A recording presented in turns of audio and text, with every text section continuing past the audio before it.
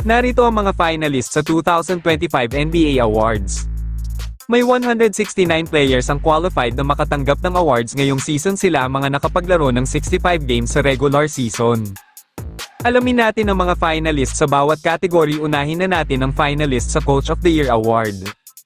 Ang mga kandidato para sa Coach of the Year Award ay sila Coach Kenny Atkinson, Coach JB Bickerstaff at Coach Ime Udoka.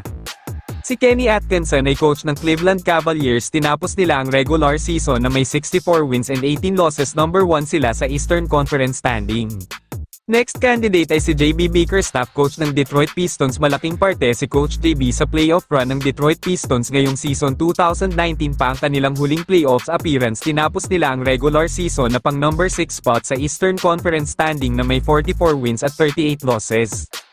Ang pangatlong kandidato ay si Ime Udoka, coach ng Houston Rockets. Pinangunahan niya ang mga batang players ng Rockets at mabilis ang kanilang pag-angat ngayong season na may 52 wins and 30 losses na number 2 sa Western Conference standing. Rookie of the Year Award. Pasok sa parangal na ito ang guard na si Stephen Castle ng San Antonio Spurs na may average this season na 14.7 points, 3.7 rebounds, 4.1 assists na may 42.8 field goal percentage.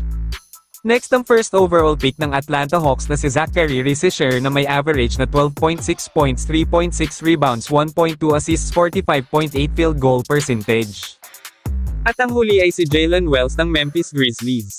Nag-average si Wells ng 10.4 points, 3.4 rebounds, 1.7 assists, 42.5 field goal percentage.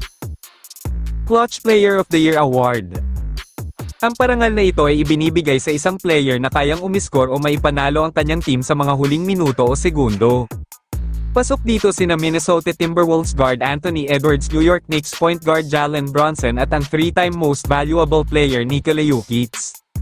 Most Improved Player Award. Ang parangal na ito ay kinikilala yung player na may malaking pagbabago sa kanyang laro at ibinibigay ito sa manlalaro na biglang nag-improve ang stats o malaki ang ambag sa kanyang team.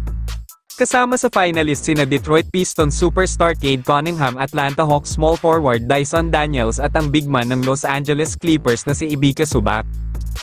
Defensive Player of the Year Award. Isa ito sa inaabangan na award every year. Binibigyan ng parangal nito ang player na magaling at masipag dumpensa. Napaka-prestihiyosong parangal ito. Masusing pinipili ang mabibigyan at magkakamit ng Defensive Player of the Year Award. Pasok sa finalist si Atlanta Hawks forward Dyson Daniels, one-time Defensive Player of the Year Draymond Green at ang power forward ng Cleveland Cavaliers na si Evan Mobley. Bago tayo pumunta sa MVP Finalists Award, palambing lang mga boss, pa-like, follow at share ng mga videos ko at pa-subscribe na rin sa aking Boss MNYT account at FB page. Maraming salamat mga boss. Most Valuable Player Award. Ang pinakamataas na parangal na makukuha ng isang individual na manlalaro, ibinibigay ito sa karapat-dapat at nagpakita ng sipag, disiplina at galing sa buong season. Sa tatlong finalists ngayong taon, dalawa dito ay mahigit isang MVP awards na ang nakuha. Una na si Nikola Jokic na may tatlong MVP awards, isang back-to-back MVP taong 2020-2021 at 2021-2022, sinundan yan ng taong 2023-2024. Ngayon season may average si Jokic na 29.6 points, 12.7 rebounds, 10.2 assists, 57.6 field goal percentage. Next finalist natin ay si Giannis Antetokounmpo, ang two-time Most Valuable Player taong 2019 at 2020. Ngayong season may average si Giannis ng 30.4 points, 11.9 rebounds, 6.5 assists, 60.1 field goal percentage. And lastly, Shai Gilgeous-Alexander, ang Oklahoma City Thunder superstar. Wala pa siyang MVP award at susubukan niya ngayon taon na masungkit ang tropeo. Magiging bentahe niya ang magandang regular season run nila na may 68 wins at 14 losses na number 1 sa buong NBA. Ngayong season may average si Shai Gilgeous-Alexander ng 32.7 points, 5.0 rebounds, 6.4 assists, 51.9 field goal percentage.